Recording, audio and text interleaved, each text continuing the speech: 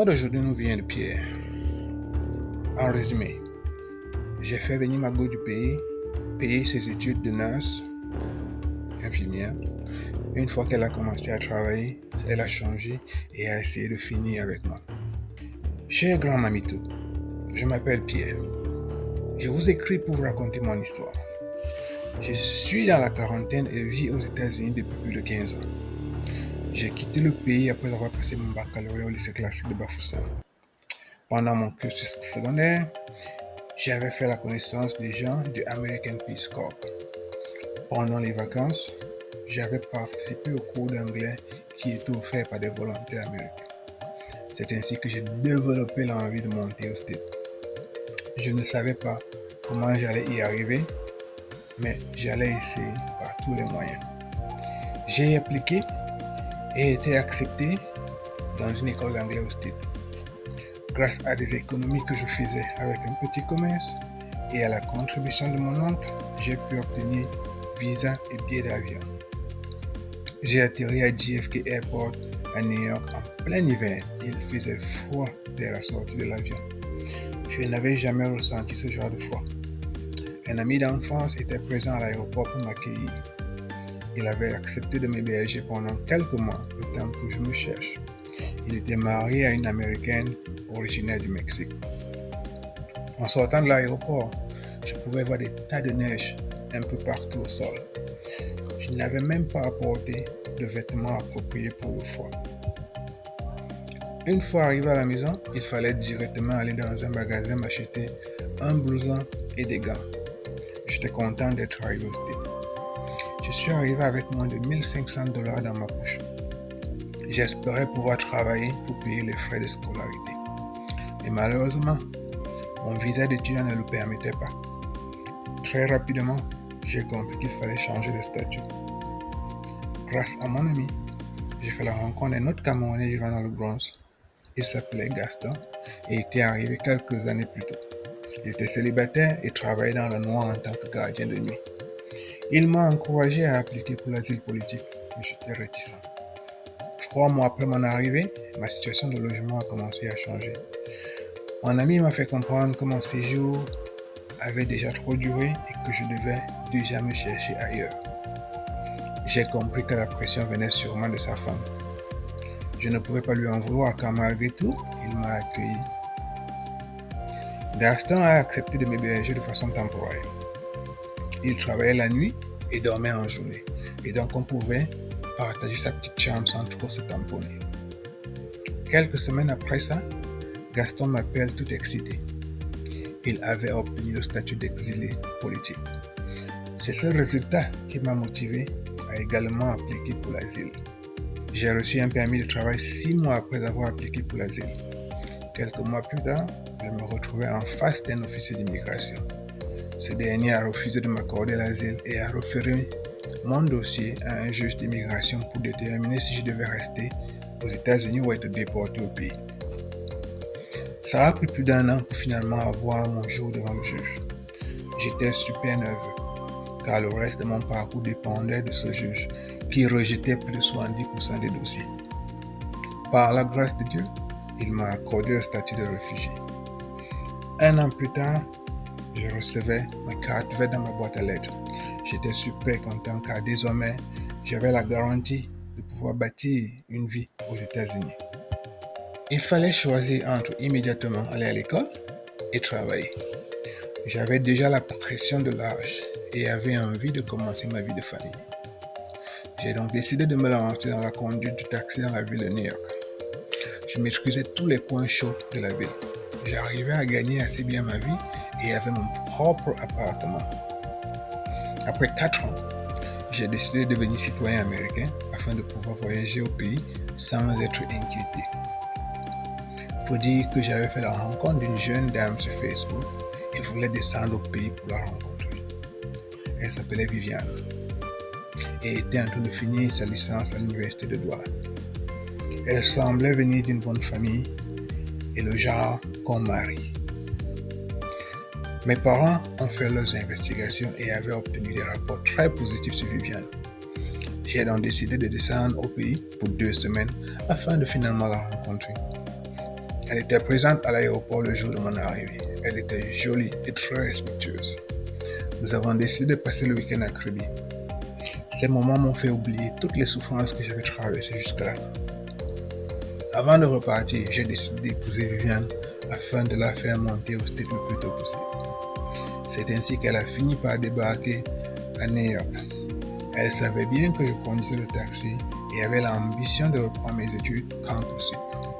Nous en avions discuté avant son arrivée et on avait défini un plan précis. Le plan était simple. Viviane d'aller immédiatement à l'école pendant que je continuais à travailler pour soutenir la famille. Après qu'elle ait fini ses études, ce serait mon tour de retourner sur les bancs. Nous avions choisi le nursing car c'était plus simple et plus précis. Pendant que Viviane allait à l'école, nous avons eu 2 enfants. Je me battais pour m'occuper des charges de la maison et de son école. Viviane a fini l'école d'infirmière et a commencé à travailler. À ma grande surprise, elle me dit vouloir continuer et avoir la maîtrise en nursing, ce qu'on appelle ici nurse practitioner. Ceci signifiait que je devais attendre davantage avant de pouvoir retourner à l'école à mon tour. J'ai accepté car après tout, le salaire allait augmenter aussi. Viviane a fini avec l'école et gagnait beaucoup d'argent. Elle a commencé à travailler beaucoup d'heures et difficilement était à la maison. Les enfants passaient plus de temps à la garderie. J'ai aussi remarqué que son attitude avait commencé à changer. Viviane était devenue agressive quand elle me parlait. Son ton semblait condescendant, comme si elle s'adressait à un moins que rien. Elle ne m'informait plus de son emploi du temps et je ne savais plus quel jour ou nuit elle travaillait. J'ai essayé d'avoir une conversation avec elle sur ce sujet et elle m'a accusé de vouloir la contrôler. Je ne la reconnaissais plus. Elle ne faisait plus aucun souci sur si j'avais mangé ou pas. Elle ne contribuait pas aux finances de la maison. Nous sommes allés à une fête des Camerounais où se trouvaient plusieurs de nos amis en commun. Je lui ai demandé si elle pouvait me servir à manger et sans aucune gêne et devant tout le monde, elle m'a répondu que je pouvais le faire moi-même. C'est à ce moment que j'ai compris que c'était le début de la fin. Je n'arrivais même plus à évoquer la deuxième partie de nos plans où je devais reprendre mes études après qu'elle ait fini. Il n'y avait plus de communication et encore moins de rapport intime entre nous. J'étais perdu et me demandais ce que j'avais raté. J'ai remarqué que Viviane était devenue très proche d'un groupe de Camerounaises. Elle aussi, nurse, est divorcée. Elle travaillait dans le même hôpital. Ce groupe de Camerounaises n'avait pas une très bonne réputation au sein de la communauté. Certaines d'elles avaient même fait enfermer des compatriotes en prison et abandonner leurs foyers conjugaux. J'ai décidé de mener des enquêtes auprès de certains de leurs amis. C'est ainsi que j'ai appris à travers des conversations chez la coiffeuse que régulièrement j'étais un sujet de moquerie. Apparemment, les amis de Viviane avaient fini par la convaincre qu'elle n'était plus au niveau d'un chauffeur de taxi. Elle pouvait refaire sa vie avec quelqu'un de plus classe au lieu de moi. Viviane avait même eu des rendez-vous galants avec des collègues de l'hôpital. Certaines nuits, elle n'était pas au travail comme je le pensais. Je me sentais blessé car je n'avais pas imaginé qu'un jour j'aurais à faire face à ce genre de situation. Je n'étais pas le plus sollicité des gars en grandissant et j'étais au courant de la façon dont les gars se faisaient manipuler par l'ego. J'ai décidé de confronter Viviane à propos de mes découvertes. Elle n'a pas nié et à ma grande surprise, elle me demande de libérer la maison. Le culot de ça. C'est dans cette même maison que je l'ai accueillie quand elle est arrivée au pays. Et elle me demande de vider les lieux. En pleine nuit, j'entends des coups violents contre le mur. Je sors de la chambre en catastrophe et tombe sur Viviane. Elle faisait des trous sur les murs avec un marteau. En même temps qu'elle tapait le mur, elle criait et parlait et pleurait. C'est là que je me suis rendu compte qu'elle était au téléphone avec la police qui est arrivée sur les lieux quelques minutes après. C'est là que j'apprends que Viviane a appelé pour m'accuser de l'avoir agressée physiquement avec un marteau. Elle a montré les trous sur le mur comme preuve. Heureusement pour moi, il y avait une caméra dans la maison. Je me suis empressé d'entrer dans le compte et sauvegarder la vidéo afin qu'elle ne la détruise pas. J'ai montré la vidéo au policier. Ce dernier a secoué la tête et m'a tout simplement conseillé de prendre quelques affaires et d'aller passer la nuit dans un hôtel. Je n'ai pas pu fermer les yeux de la nuit.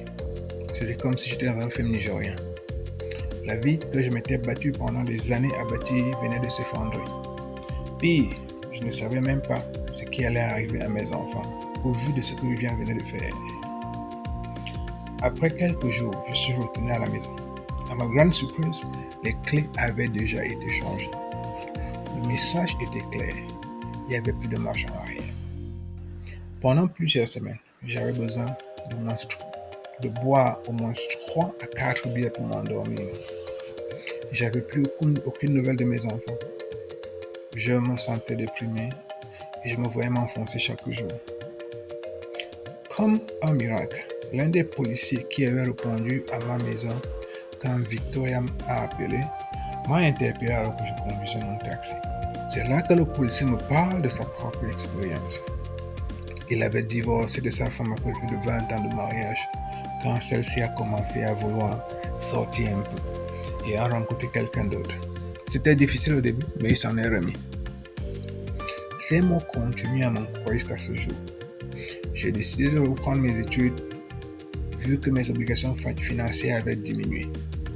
Au moins, Viviane, dans son orgueil, n'a pas fait l'erreur de me demander de payer une pension mensuelle pour les enfants. Je me préparais à finir ma spécialisation quand j'ai reçu un message d'un numéro que je ne connaissais pas. J'avais repris mes études, fini l'école de médecine et finissais ma dernière année de résidence. Entre deux malades, j'ai rappelé le numéro en question et à ma grande surprise, c'était Viviane. Je n'en revenais pas. Je ne pouvais pas imaginer qu'après tout ce temps, elle oserait même m'appeler. J'ai failli raccrocher, mais je me suis retenu.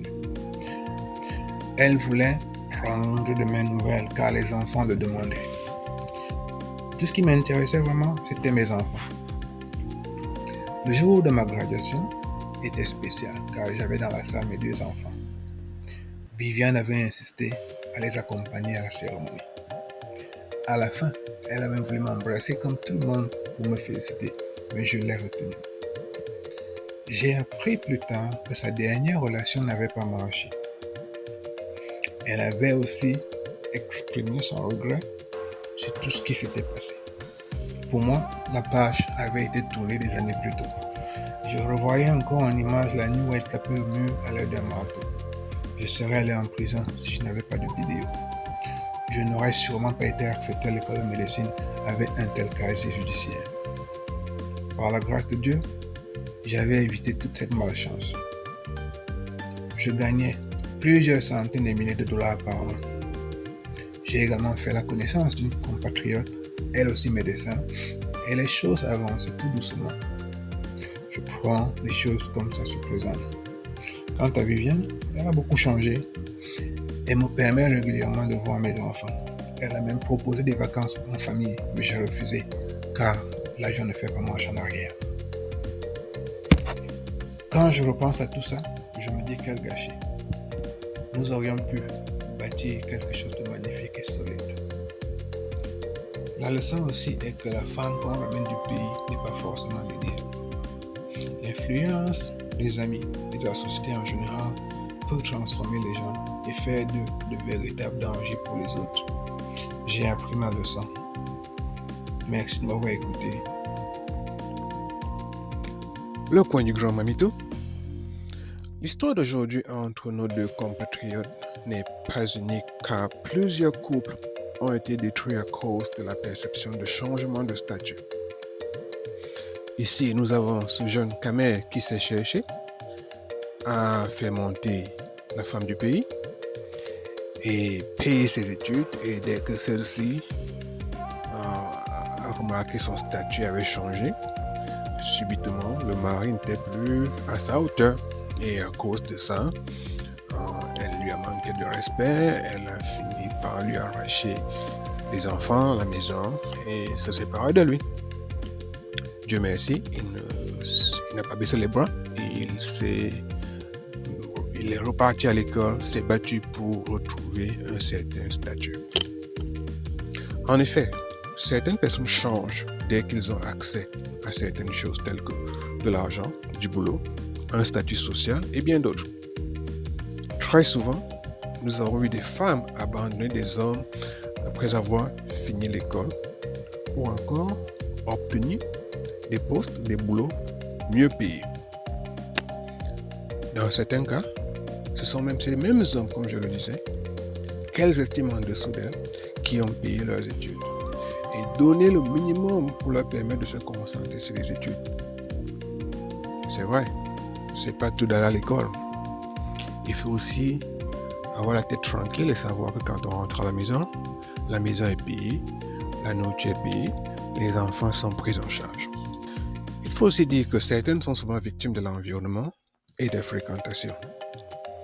Certaines copines, de bonne ou de mauvaise foi, n'hésitent pas à dire à la femme mariée qu'elle peut trouver mieux ailleurs que leur mari, ou encore qu'elle est au-dessus de son villageois de mari. Pourtant, tout allait bien et son mari remplissait bien son rôle. Loin de nous l'idée selon laquelle les hommes ne font pas pareil. Non. On connaît aussi des hommes que la femme a supporté pendant longtemps et dès qu'ils sont arrivés, ils se sont débarrassés de la femme. Mais la réalité est que un homme en général, le mari, restera avec sa femme même si celle-ci perd son boulot ou alors obtient des diplômes.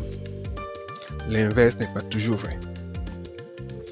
C'est ainsi que plusieurs de nos sœurs de la diaspora qui ont obtenu de gros diplômes ont parfois du mal à trouver le partenaire afin d'établir une vie de famille car elles ont des critères en général au-dessus de l'offre sur le marché. On a des jeunes camers qui sont venus se chercher. En général, ils n'ont pas fait beaucoup d'études au pays ou alors même s'ils ont fait des études au pays, ils sont arrivés au States et n'ont pas le même support financier qui leur permettrait de retourner sur les bancs à l'école. Pourtant, avec l'âge avancé, ils ont envie de se caser, de bâtir leur famille. Et très souvent, ils vont rencontrer ces jeunes camers qui sont des médecins, des pharmaciennes, des ingénieurs qui vont estimer qu'ils ne sont pas à leur hauteur parce qu'ils n'ont pas fait l'école ou n'ont pas les mêmes diplômes qu'eux. Mais une leçon importante de cette histoire est qu'il faut savoir se relever après être tombé. C'est ce que ce camer a fait. Il a renoué ses études et a pu rebondir. Dans la vie, des échecs se produiront sur le plan familial, professionnel, financier et relationnel. Il faut savoir s'en remettre et y aller de l'avant. Une fois qu'une personne a décidé de sortir de votre vie, il est important de ne pas leur permettre d'y revenir. Ou alors, si vous le faites, il faut limiter au strict minimum les contacts. Le cas présent est un peu plus compliqué car on a des enfants qui sont impliqués et qu'on le veuille ou pas, ces deux camers resteront le père et la mère et devront s'entendre pour garantir l'éducation et un avenir à ses enfants.